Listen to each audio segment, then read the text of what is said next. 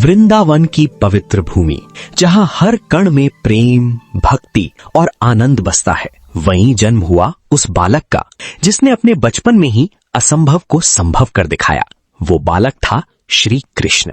गोकुल गांव में नंद बाबा और यशोदा मैया के घर जब कृष्ण ने जन्म लिया, तब पूरे गांव में उत्सव का माहौल था। कोई नहीं जानता था कि ये नन्हा बालक आगे चलकर दुष्टों का संहार करेगा और धर्म की स्थापना करेगा। लेकिन उसके बचपन की लीलाएं भी किसी युद्ध से कम नहीं थी। हर दिन एक नई चुनौती, हर पल एक नया चमत्कार। कृष्ण बचपन से ही अत्यंत चंचल और नटखट थे। वे अपने मित्रों के साथ मिलकर माखन चुराते, गोपियों को चढ़ाते और पूरे गोकुल में शरारतें करते रहते। लेकिन इन मासूम लीलाओं के पीछे एक गहरी सच्चाई छिपी थी। वो थे बुराई के विनाशक। एक दिन की बात है जब कृष्ण केवल कुछ महीनों के थे। कंस, जो मथुरा का अत्याचारी राजा था, ये जान चुका था कि उसका अंत देवकी के 8वें पुत्र के हाथों होगा। उसने कई राक्षसों को कृष्ण को मारने के लिए भेजा। सबसे पहले आई पूतना, एक भयानक राक्षसी जिसने सुंदर स्त्री का रूप धारण कर लिया था। वो गोकुल पहुंची और सीधे नंद बाबा के घर में घुस गई। उसने यशोदा मैया से कहा, मैं इस बालक को आशीर्वाद देना चाहती हूँ।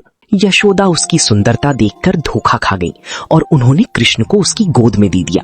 लेकिन पूतना के मन में विष भरा था।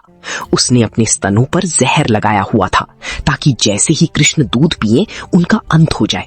लेकिन वो ये नहीं जानती थी कि वो किससे टकरा रही हैं। जैसे ही कृष्ण ने दूध पीना शुरू किया, उन्होंने केवल दूध ही नहीं बल्कि पूतना की जीवन शक्ति भी खींच ली। पूतना तड़पने लगी। उसका असली रूप प्रकट हो गया, विशाल, भयानक और डरावना। पूरे गोकुल में हड़कंप मच गया। अंत में वो जमीन पर गिर पड़ी, मृत। गोकुल के लोग आश्चर्यचकित थी। एक छोटा सा बालक जिसने एक भयानक राक्षसी का अंत कर दिया। लेकिन कृष्ण मुस्कुरा रहे थे जैसे कुछ हुआ ही ना हो। ये तो बस शुरुआत थी। कुछ समय बाद एक और राक्षस आया, शकटासुर। वो एक भारी बैलगाड़ी का रूप लेकर आया जिसमें बहुत सामान रखा था। उसका उद्देश्य था उस गाड़ी के नीचे दबाकर कृष्ण को मार देना। एक दिन जब यशोदा मैया कृष्ण को उस गाड़ी के नीचे सुलाकर घर के काम में व्यस्त थीं, तब शकटासुर ने अपना वार करने की कोशिश की। लेकिन कृष्ण ने अपने नन्हे पैरों से एक हल्की सी ठोकर मारी। वो ठोकर इतनी शक्तिशाली थी कि पूरी गाड़ी उलट गई और शकटासुर वहीं मारा गया। गांव के लोग फिर से चकित रह गए। ये कोई साधारण बालक नहीं था।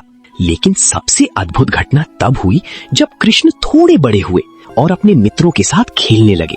एक दिन गोकुल के पास एक घना वन था जहां एक भयानक राक्षस बकासुर रहता था। वो एक विशाल बगुले के रूप में था और अपने बड़े बड़े चोंच से किसी को भी निगल सकता था। कृष्ण और उनके मित्र खेलते खेलते उसी वन में पहुंच गए। अचानक बकासुर प्रकट हुआ और उसने कृष्ण को निगल लिया। सभी बच्चे डर के मारे रोने लगे। उन्हें लगा कि अब कृष्ण नहीं बचेंगे। लेकिन बकासुर के अंदर कुछ अजीब होने लगा। उसे ऐसा लगा जैसे उसके गले में आग जल रही हो। वो दर्द से तड़पने लगा और तुरंत कृष्ण को बाहर उगल दिया। जैसे ही कृष्ण बाहर आए, उन्होंने बकासुर की चोंच को पकड़कर उसे 2 हिस्सों में फाड़ दिया। बकासुर वहीं समाप्त हो गया। कृष्ण के मित्र खुशी से झूम उठे। उनके लिए कृष्ण केवल एक मित्र थे, लेकिन अब वे समझने लगे थे कि वो कोई दिव्य शक्ति है। इसी तरह एक और भयानक राक्षस था, अघासुर। वो एक विशाल अजगर के रूप में आया। उसका शरीर इतना बड़ा था कि वो एक गुफा जैसा लग रहा था। कृष्ण के मित्र उसे सचमुच की गुफा समझ बैठे और उसके अंदर चले गए।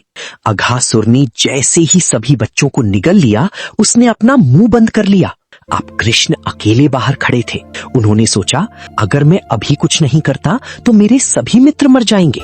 कृष्ण तुरंत उस अजगर के अंदर चले गए। फिर उन्होंने अपने शरीर को इतना विशाल कर लिया कि अघासुर का शरीर फट गया। सभी बच्चे सुरक्षित बाहर आ गए।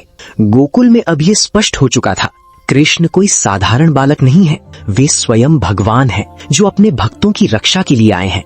लेकिन इन सभी युद्धों के बाद भी कृष्ण के चेहरे पर कभी घमंड नहीं आया।